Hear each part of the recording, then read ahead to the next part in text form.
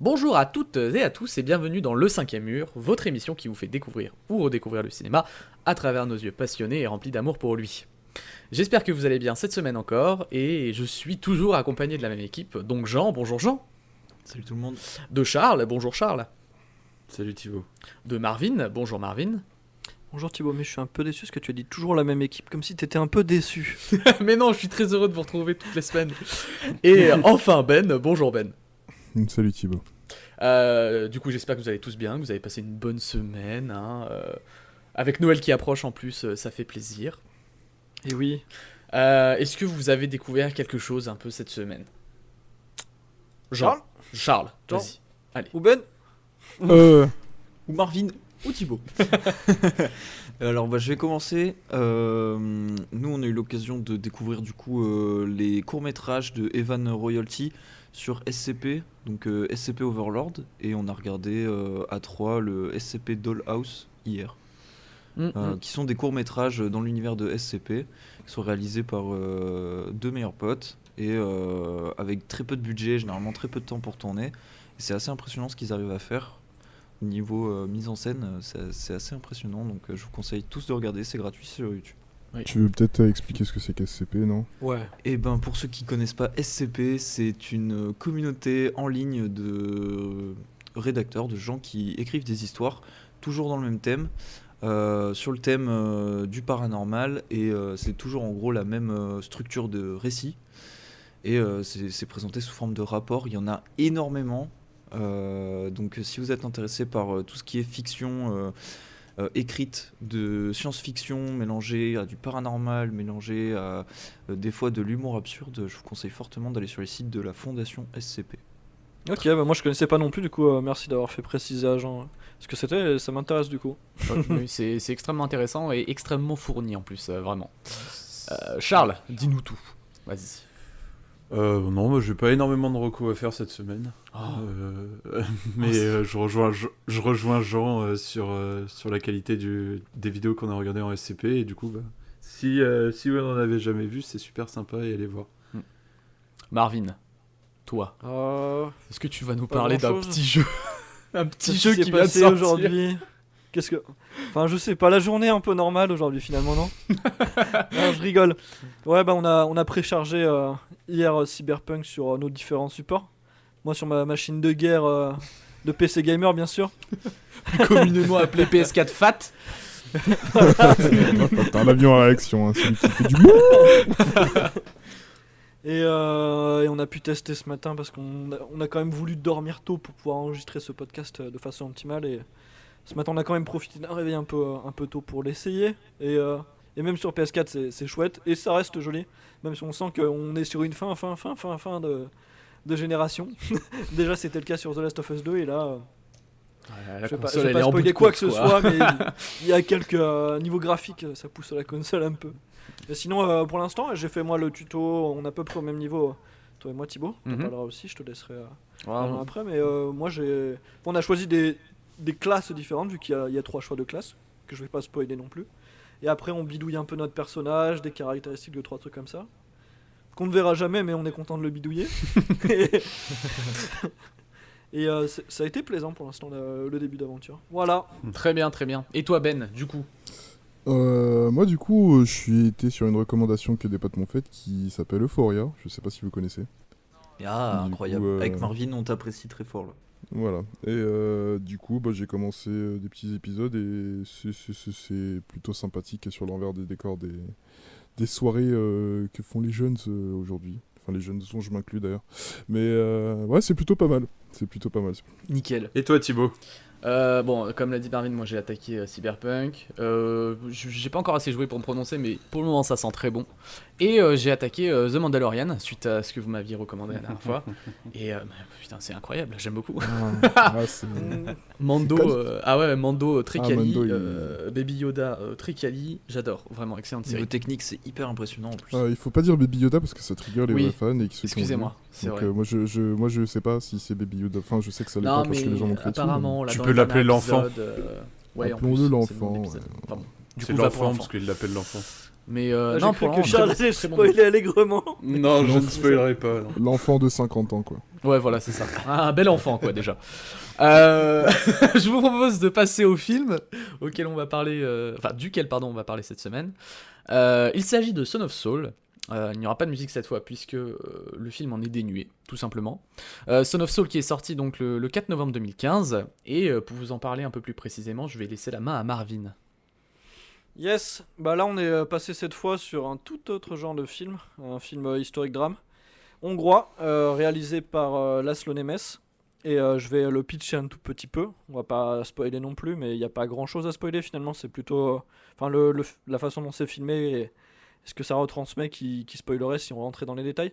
En fait, Laszlo Nemes a découvert les rouleaux d'Auschwitz, qui étaient des rouleaux qui avaient été cachés par certains juifs qui étaient des Sonderkommando, qui étaient des unités spéciales forcées par les nazis, donc de tuer leurs pères, tout simplement, en fait, de les amener aux chambres à gaz et toutes ces choses-là, de les dépouiller, enlever leurs vêtements, s'occuper de tout ça. Et c'est des gens qui gardaient en vie, en fait, qui étaient en santé physique plutôt bonne, qui étaient isolés du camp aussi, qui avaient une vie un peu meilleure, en très très gros guillemets, parce que il les nourrissait mieux pour tout simplement les garder en forme et pour faire les tâches horribles auxquelles ils escomptaient.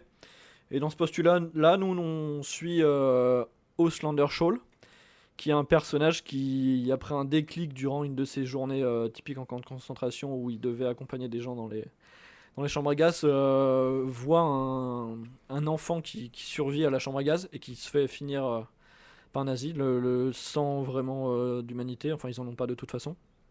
Et lui, ça lui donne une dernière volonté, comme une dernière mission finalement, de vouloir offrir une sépulture à cet enfant-là. Ouais, parce que ce que t'as pas dit, c'est que les Sonderkommando sont destinés à mourir, de toute manière. Oui, ils les gardent en vie, mais c'est exact, ils sont destinés à mourir au bout de... Enfin, même eux le savent, parce que de toute façon, là, on est dans la troisième, on va pas rentrer dans les détails historiques, mais on est dans la troisième composition, grosso modo, du camp d'Auschwitz, parce qu'on se situe en octobre 44. Et eux ont déjà des connaissances, enfin ça se sent a priori, en tout cas quand ils parlent entre eux. Après on rentrera dans les détails du film et toutes ces choses là une fois qu'on aura fini de le résumer, mais ils savent qu'ils sont destinés de toute façon aussi à mourir. Mais c'est toute la tragédie du truc, et même s'il n'était pas, ça serait horrible de vivre avec ce qu'ils ont fait, parce que aller jusqu'à prendre des gens de leur propre peuple pour les emmener eux-mêmes au chambres, tout ça c'est affreux. Donc dans ce postulat là, en fait, on suit Auslander Scholl de manière très littérale, on le suit vraiment dans sa quête tout au long du film. Voilà. Je vais revenir un peu à Laszlo Nemes, sauf si tu veux le faire. Ah non, Thibaut. du tout, vas-y. T'es bien parti, je te laisse dans ta lancée. Yes, bah pour le fils de Saul, on va présenter juste 2 acteurs, il y en a plein. Nous, on va suivre, comme je le disais littéralement, on parlera tout à l'heure de technique et la caméra et la façon dont elle suit le personnage, mais on suivra le personnage de Scholl Auslander qui est campé par Gezar Auric qui offre une performance époustouflante. Et entre autres, quelqu'un qui a aussi une condition physique qui est aussi impressionnante et qui est quelqu'un de notable, et après on l'a vu dans d'autres vidéos, dont des conférences de presse. Urs Rechne qui joue l'Oberkapo Biedermann, qui est un des hauts gradés chez les Sonderkommando. Et dans le film, il y a énormément de personnages, donc on va pas tous les énoncer. Il faut savoir que Laszlo Nemes, il parle à la fois français, hongrois et anglais couramment. C'est monstrueux. Il est né à Budapest, du coup en Hongrie. Il a passé une partie de son adolescence et la fin de son enfance, il me semble, en France. Il a aussi fait Sciences Po à Paris. Et il est ensuite reparti en Hongrie pour réaliser. Il faut savoir que Le Fils de Saul, qui est sorti le 4 novembre 2015, est sa toute première réalisation de long métrage. Il avait travaillé avant sur 3 courts-métrages et il a aussi été assistant réalisateur sur un film de Béla Tarr qui s'appelle L'Homme de Londres, qui est l'avant-dernier film de Béla Tarr d'ailleurs.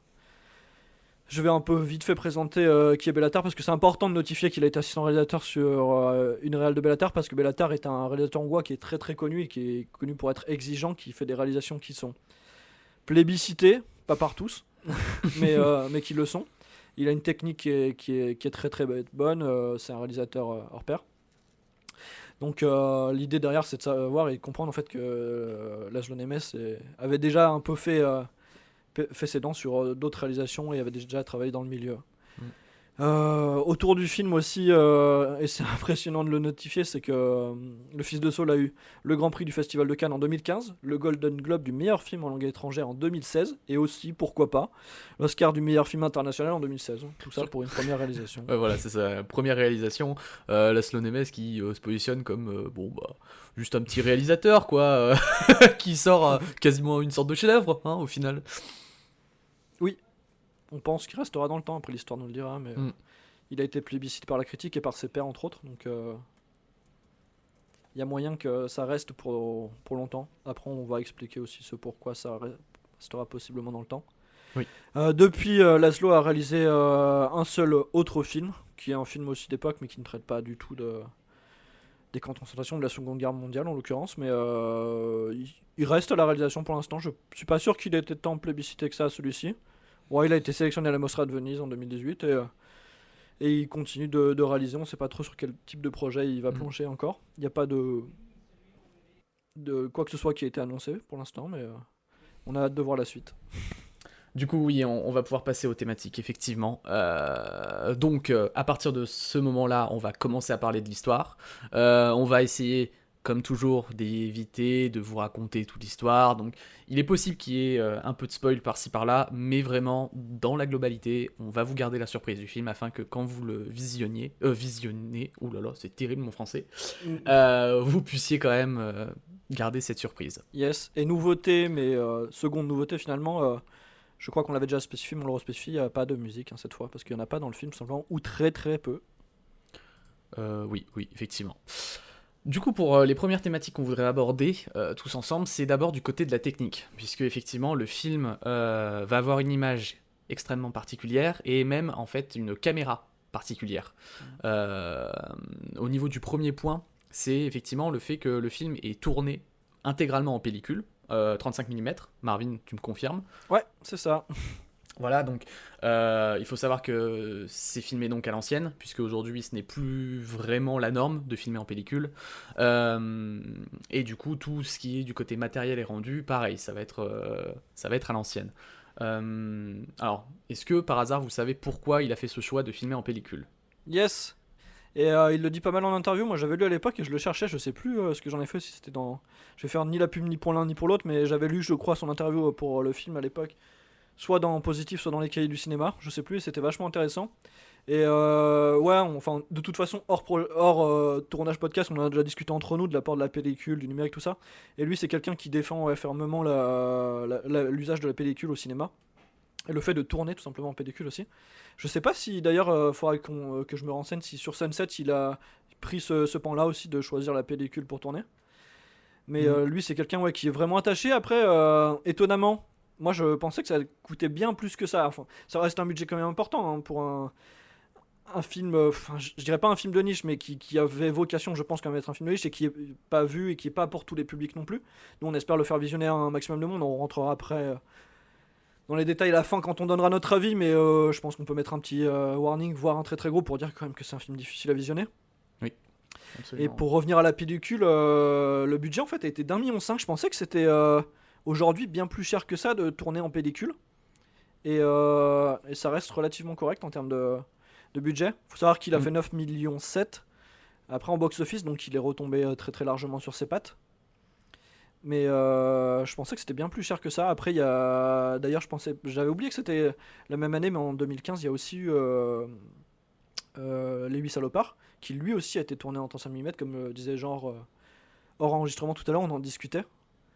Et lui, pour le coup, c'est étonnant, il était autour de 44 à 62 millions de budget. Et par contre, au box-office, bien sûr, c'est un Tarantino, donc il a fait 160 millions presque. Ah, seulement. J'aurais dit. Ouais, tu vois, non, oui, c'est peut-être un juste. peu plus. C'est juste. C'est juste. Mais ouais, pellicule à l'ancienne, c'est étonnant de voir ça de nos jours.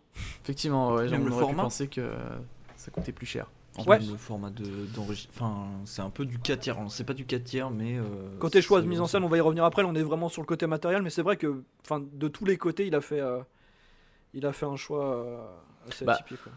On peut justement attaquer le choix de la mise en scène. Donc, Cet comme tu as exemple. introduit Jean, effectivement, donc c'est pas du 4 tiers qu'il l'appelle exactement. Je sais plus le nom que Enfin, ça a précisément. Ouais, c'est vraiment un format académique. Je l'avais sous les yeux tout à l'heure pour pas l'oublier, mais c'est du ratio 1.375, 2.1. Je sais vraiment pas en termes techniques ce que ça représente. Nous, on a l'impression, et ça donne l'aspect, je pense que ça doit se jouer à pas grand chose d'être vraiment du 4 tiers, mais c'est vrai que l'aspect est spécifique. Ouais. D'ailleurs, justement, quand j'ai lancé le film, au début, je me suis demandé si c'était vraiment un film de 2015, puisque c'est un aspect quand même qu'on voit assez rarement dans les films, ou quand il est utilisé, en tout cas, c'est pour une très bonne raison. Oui. Puisque effectivement, donc on va avoir l'image qui est vraiment resserrée, quasiment un format carré, hein, pour vraiment vous mettre l'image en tête, si les ratios ça ne vous parle pas. Et du coup, voilà, on va suivre la journée en fait de Saul à travers cette image carrée. Et notamment, la spécificité, c'est qu'on va quasiment se trouver tout le temps au niveau de son dos. Donc on va le suivre en fait. C'est un peu comme une sorte de documentaire, entre guillemets, encore une fois, puisque vraiment la caméra va suivre Saul durant toute sa journée, voir en fait les différentes actions qu'il va faire, et parfois on va avoir le visage de Saul, puisqu'il va se retourner pour voir ce qui se passe derrière lui, ce genre de choses. On n'a jamais, il me semble, de quatrième mur brisé dans ce film. Je me posais la question, j'allais dire le moment du film auquel ça arrivait, mais je ne vais pas le faire. Oui, Et effectivement, vous il y a voyez peut-être tous. une scène, oui. Ouais. Ouais, la scène, oui. Mais je suis pas sûr. Enfin, on peut parler effectivement de regard caméra, mais pas forcément de quatrième mur à ce moment-là. Enfin, en Et, tout cas, de mon point de vue. Et tu parlais massivement de rester aux trois quarts de dos. J'avais beaucoup aimé, je sais plus si c'était Laszlo Nemes qui l'a dit ou un de ses intervieweurs, parce qu'on a vu pas mal de choses autour de ça. Mais j'aimais bien l'idée de qualifier ça de rester à hauteur d'homme, tu vois. Mm. Oui, c'est vraiment, en fait, la caméra nous invite à suivre son aventure et à ne voir qu'à travers son point de vue. C'est-à-dire que tout ce qui va se passer hors écran, ça va être à nous de l'imaginer. Et justement, là-dessus, Laszlo Nemes le disait en interview, il pense qu'en fait, le spectateur et son imagination va avoir un impact beaucoup plus fort en termes de création et d'horreur possible que ce qui pourrait être montré à la caméra.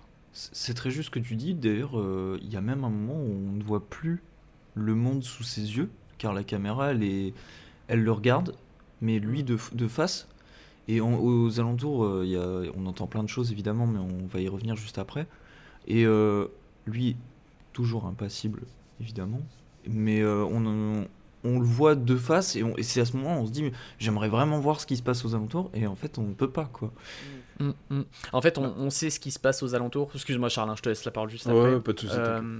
Au travers du son, quoi. C'est vraiment là encore un personnage à part entière dans le développement du film pour Laszlo Nemes, où le son va effectivement être ultra important pour lui, puisque c'est grâce à lui que on va savoir ce qui se passe justement hors du champ. Je te laisse la parole, Charles. Je sais plus ce que tu voulais dire. Ouais, moi c'était pour revenir sur l'aspect un peu plus documentaire et je ferai un parallèle avec le son, mais comme t'as dit, ça fait très documentaire, on a vraiment l'impression d'être quelqu'un qui suit Saul. Genre, je prends l'exemple, à un moment, il y a une scène où il court et il y a des mouvements de caméra en fait où on croit être à la place du caméraman et on court avec lui. Et du coup, ça donne en fait cette ambiance de je suis au milieu du camp avec lui et je suis ce qu'il est en train de faire, quoi. Et la place du son aussi, elle est aussi importante parce qu'on est comme si on était pareil dans ce camp et on a tous les sons environnants, mais du point de vue, je pense, caméraman ou la personne qui suit. Mais l'idée, ouais, c'est vraiment d'être. Je sais pas si c'est vraiment d'être à la place de Saul, mais c'est au moins de voir à travers ses yeux quasiment. C'est ce qu'induit en tout cas le placement de la caméra. Et Thibaut parlait tout à l'heure aussi du fait que parfois, et Jean l'a évoqué aussi, on le verrait de face. Là, c'est pas trop un spoil, ça arrive notamment aussi à l'infirmerie quand il donne son nom du coup. Et c'est vrai que on sait que le contexte historique et ce que nous raconte l'histoire est déjà vraiment très très dur et impressionnant, mais la façon dont c'est filmé, la mise en scène est là pour appuyer tout le propos. Et maintenant, je pense qu'on peut passer au niveau du son. À tout ce que vous avez évoqué, c'est intéressant de rentrer dans les détails un petit peu plus, je pense. Ouais, juste avant d'entrer justement dans les détails, il y a un truc que je voulais souligner par rapport à l'image, justement. C'est que souvent, comme on le disait, on fait le focus sur Saul et sa journée. Et tout ce qui se passe autour de lui va être un peu flouté, ou en tout cas jamais vraiment net. C'est-à-dire que toutes les horreurs auxquelles va assister Shaul, on va jamais les avoir vraiment en plein milieu de la caméra. Vous allez jamais les voir net, ça va toujours être suggéré. Que ce soit par exemple, je sais pas, imaginons vraiment une scène où il est en train de manger à midi avec ses collègues, hein. J'appuie encore sur ce mot-là. Lui, on va le voir donc de manière nette, et les autres tout autour, on sait qu'ils sont en train de faire cette action de manger, mais ce sera pas parfaitement net. Il y aura vraiment toujours ce grain à l'image qui fait que c'est vraiment à nous de replacer la netteté dans notre esprit, quoi.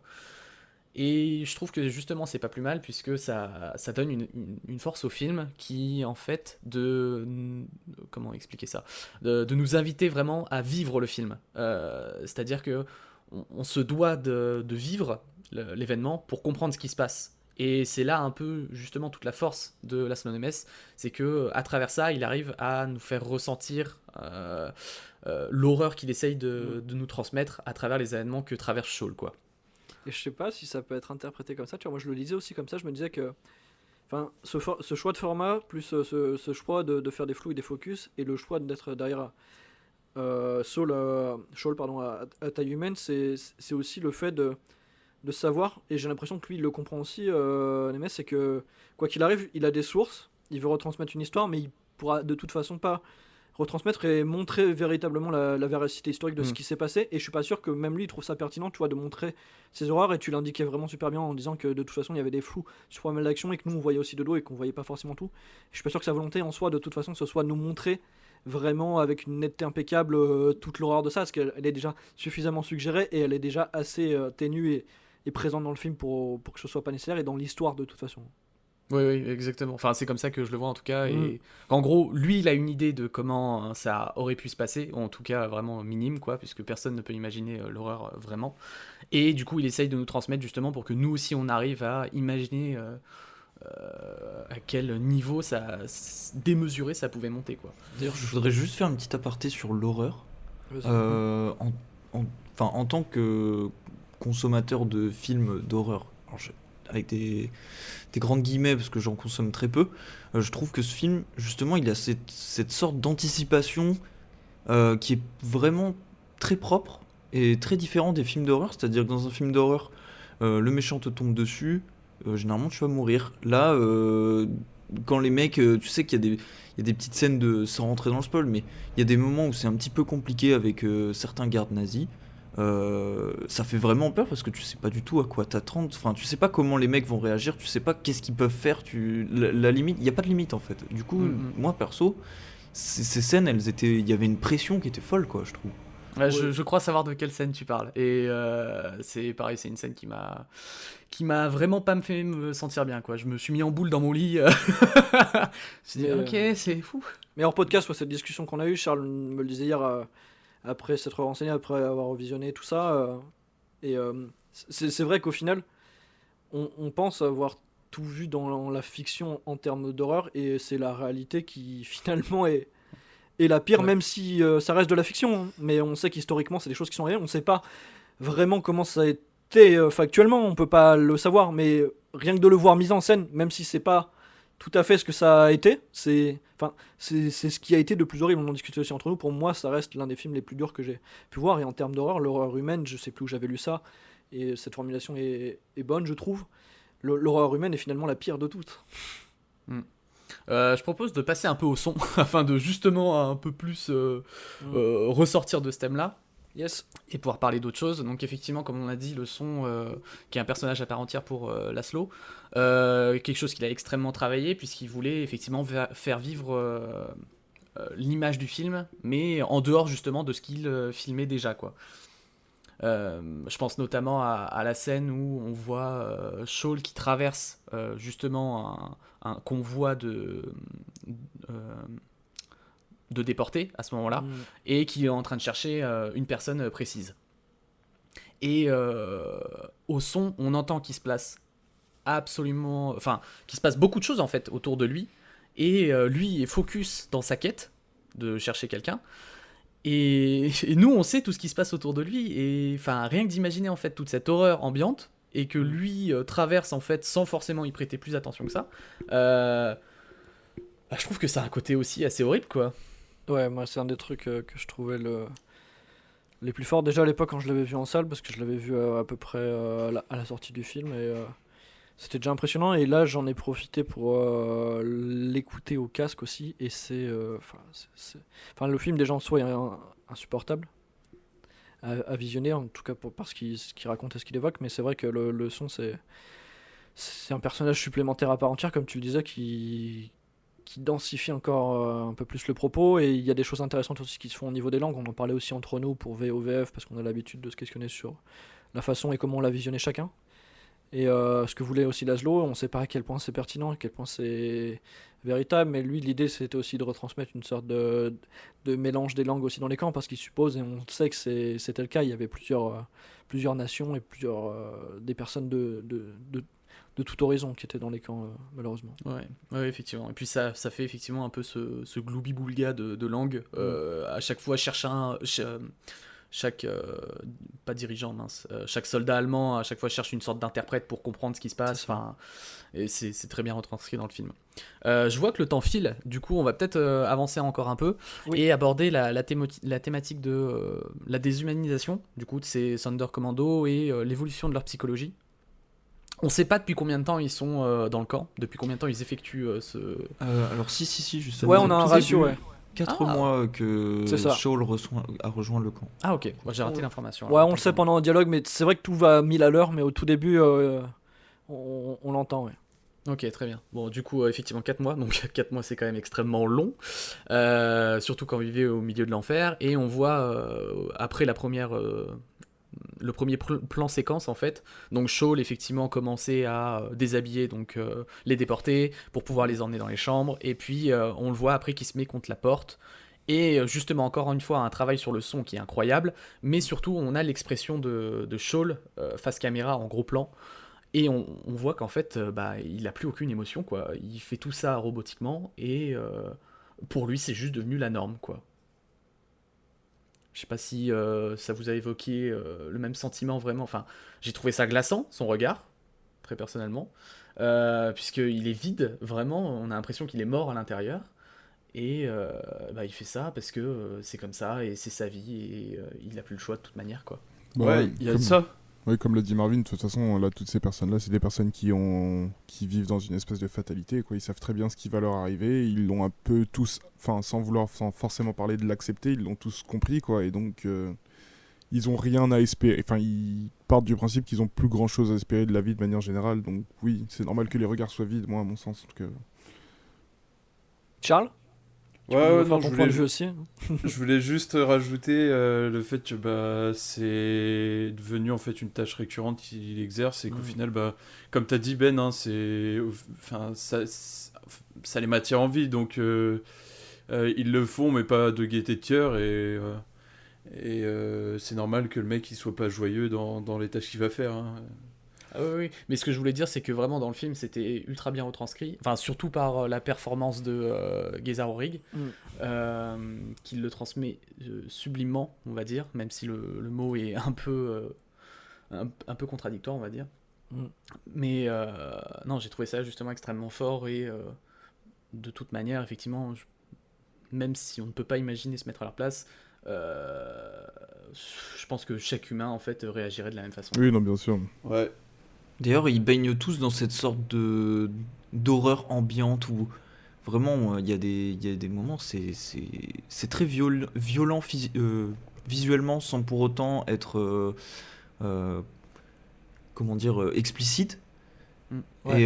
Et en fait, pour tous les personnages, on sent que c'est leur quotidien et que voilà, ils s'en foutent. Enfin, maintenant, ils ont accepté, ils vivent là en fait. Mais Je pense que c'est très bizarre. Ah, pardon. Non, vas-y Thibaut, hein, je rebondirai. Non, j'avais juste rajouté qu'en fait, c'est peut-être ça l'horreur ultime, c'est de s'habituer à cette horreur et de trouver que c'est la normalité, quoi, en fait. Oui, clairement. Il s'exécute, et puis au final, c'est tout le long du film, il n'y a pas un moment d'hésitation. Enfin, le mec, on lui dit de faire quelque chose, il le fait point barre parce qu'il veut vivre, quoi. Mais c'est même amené par la mise en scène à un moment. On va pas rentrer dans les détails de la scène et pourquoi il est amené dans une autre pièce, mais enfin, j'ai trouvé ça fou. Il suit un mec qui doit suivre parce qu'il est plus haut gradé que lui. T'en as un autre qui l'attrape par le callback, qui le jette, qui lui dit toi tu vas là, tu fais ça.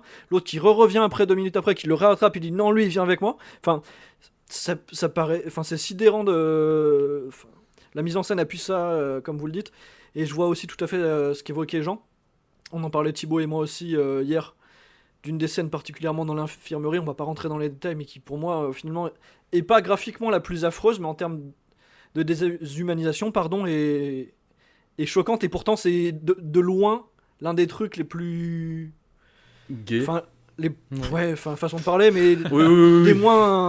des moins horribles que tu peux voir à l'écran. Et pourtant, ça appuie encore ce propos-là de déshumanisation du personnage. Et c'est vrai que Thibault le disait aussi, mais Gaza a une interprétation vraiment monumentale. Je sais plus si c'est lui qui le disait directement, si c'est Laszlo, dans des interviews. Et de qui est venue cette direction d'acteur ou la façon dont le personnage devait être géré, mais c'est vrai que c'est d'autant plus fort de pas surjouer ou en tout cas montrer des émotions exacerbées et de le faire de la manière dont il le fait pour vraiment qu'on comprenne toute l'émotion qu'il traverse. Oui, complètement. Du coup, pour terminer sur ces thèmes un peu durs, le film du coup est donc fait effectivement par Laszlo et dans le but de transmettre ce savoir, ces connaissances historiques importantes que beaucoup appellent ça le devoir de mémoire. Donc on sait que c'est effectivement quelque chose d'assez controversé et en plus qui commence à désigner un peu tout et n'importe quoi. Ouais, Parce que, c'est voilà, pour ça qu'on voulait pas forcément utiliser le terme devoir de mémoire, même si à l'origine Voilà. il désignait bien le fait de ne jamais oublier la Seconde Guerre mondiale et en particulier la Shoah. Voilà. Et donc voilà, nous on va plutôt se baser sur effectivement l'idée de ne jamais oublier les erreurs qui ont été commises et que c'est des connaissances historiques qui sont effectivement importantes de garder et de cultiver afin de justement montrer aux générations futures que l'humain est possible du meilleur comme du pire. Et à travers ce film, donc Laszlo effectivement nous montre que c'est important de se souvenir et qu'il ne faut pas oublier tout simplement quoi. Je sais pas Ouais. si vous avez quelque chose à rajouter par rapport à tout Bah ça. c'est bien ouais ce que tu viens de dire, on voulait l'évoquer ça, je pense pas qu'on en fasse une thématique, ça a pas forcément d'intérêt, on va pas revenir sur des Oui, non, débats c'est juste historiques un et des point, débats d'usage dans les termes, mais c'est vrai que enfin c'est important et c'est une des volontés du fait d'avoir mis ce film dans cette liste parce que je savais à quel point il était dur, mais moi je trouve que c'est enfin qu'il y ait des œuvres comme ça, que ce soit écrites au niveau vidéo ou n'importe quel type d'autre œuvre, hein, je trouve ça important pour qu'on puisse maintenir ce savoir, comme tu l'as dit. Ouais. Bah on va peut-être du coup passer à la conclusion, C'est ça, on peut. si ça va à tout le monde, très bien. Bon, on va pas faire d'échelle de méchanceté, hein. Ici forcément vous vous en doutiez un petit peu, parce que le contexte ne s'y prête On tout crève simplement le pas. plafond. Voilà, ouais, C'est exactement. Je pense qu'on peut pas mieux le définir. Est-ce que vous avez peut-être quelque chose à rajouter sur le film Yes, quelque bah chose on qui a vous l'habitude marqué de faire les avis, je pense qu'on peut faire un tout petit tour et surtout, je l'ai dit et évoqué, mais faut vraiment le rappeler, hein, de regarder le film que si vous y êtes prêt, que si vous le voulez, hein, tout ce qu'on a évoqué juste avant par les thématiques. Enfin, le film est vraiment très très très très difficile à voir, hein, même s'il est important. C'est un film compliqué. Hein. Absolument. Du coup, peut-être Jean, est-ce que tu veux ouvrir le bal? Eh bien, oui. Moi, je vais juste, du coup, donner mon avis assez rapidement. Au niveau juste de l'image, j'ai trouvé que c'était magnifique. Même si c'est du 35 mm, justement, car c'est du 35 mm à la pellicule, le grain de l'image est incroyable. Vraiment, c'est magnifique. Mais du coup, ce film est un peu compliqué, en tout cas, parce que le propos est compliqué. Mais si vous êtes intéressé en tout cas par cette période et que ça vous fait pas trop froid aux yeux, moi je vous le conseille très fortement, vraiment. Ouais. Charles. Moi, j'ai pas. Enfin, je peux pas dire que j'ai bien aimé parce que ça serait un peu mal placé, mais dans la réalisation, dans comment est retranscrit les horreurs de la Seconde Guerre, le film est super porteur de ce devoir de mémoire. Je le réutilise même si c'est pas. Et du coup, je le recommande. Faut être accroché, hein, comme tout le monde le dit. Mais je le recommande parce que c'est nécessaire de pas oublier ce qui s'est passé. Marvin, du coup. Ouais, bah moi c'est un film que j'avais déjà vu en salle, que j'avais pas forcément envie de revoir parce que je m'en souvenais très très bien. Mais je l'ai fait pour quand même me rappeler tout ce que j'avais pu voir en termes de mise en scène, tout ça, le travail du son, que j'avais pas eu l'occasion d'écouter au casque, que ça change quand même la donne. Et ouais, non, c'est un film important, mais faut pas mettre entre les mains de tout le monde. Et surtout pas à tout âge, je pense. Oui, non, clairement pas. Ben, du coup. Bah moi du coup, dans le cadre du podcast, je l'ai regardé plusieurs fois. C'est, comme l'a dit Marvin, c'est quelque chose de très compliqué parce que ça relate très bien les horreurs de la vie réelle.